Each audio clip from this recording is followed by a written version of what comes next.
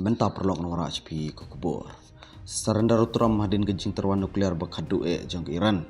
Tong ini segap. Hadin bak Iran ka ong bakal krek nang benta gejing keren indirect bat ka Amerika. Ka Amerika ka perkat thamai bahapat.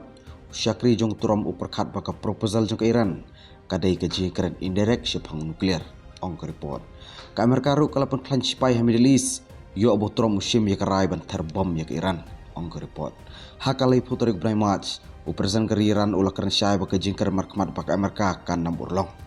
Ka Iran ka ong bakan menjur. Henry tang daga jingkran indirect balong pedeng daga Oman ha Middle East. Utram ulai yai maham ya ke Iran bandan ke jingkran. Lani kan saya kendu ya ke jingkun spy. Usyakri jong utram ong baka jingkran markmat.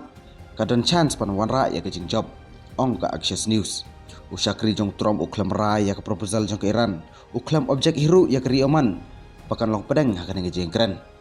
Ka Axios News ka kedau baki US officials baki 4 cimrai hidu menta kampat dan ka jingi pelu jingmut apeng jongki halor kani kapang ha ka jubab sya ka siti utram ka Iran ka kentubru ya ka jingbu por arbanai nang beta ka deal nuklear ka batmai hatu utram menjur ya ki idea jong ka Iran sengap ya kini kintin uai na ki US official wang hadin bangila aya ka siti markeliang mentangin sim sakawi pat ka senjam kenang bangin senang no ya ka jingkran bat bandan ka jingi syania baki nang Iran mentangin poi pat sakoy mentah ka jing kanat apren ke Iran baka US kalanang jauh hadin ke jing berngam pen peti bom utram ya ke Iran lada umpoi ke nogo deal sanga kala ka Iran u Ali Khamenei u supreme leader jong ka Iran wong ba umngaj baka Amerika akan hirtma ya ke Iran ong ke report u Khamenei shu wong ba lada desya baka Amerika akan hirtma ya ke Iran ka Amerika akan soy opediang ikan nong ka bakrao ha ka babut u senior advisor chow Ali Khamenei hakal life huiterik benai mat supenmi da kejing maham ka beting syak Amerika.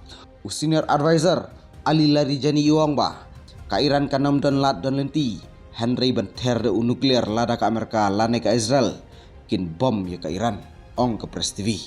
Ka Iran ru kala pelong da ka formal diplomatic protest leng ba ka Swiss embassy ong ke Axios News. Ka Iran ka maham bakan sejubab marmar sekanogo threat ka Israel ka perlok jong ka Amerika ru kala maham kumju bahkan sistem action ban pensisya baka Iran kan nempedan kam nuklear. Khudu Shibun, Story telah London Network Daily Post.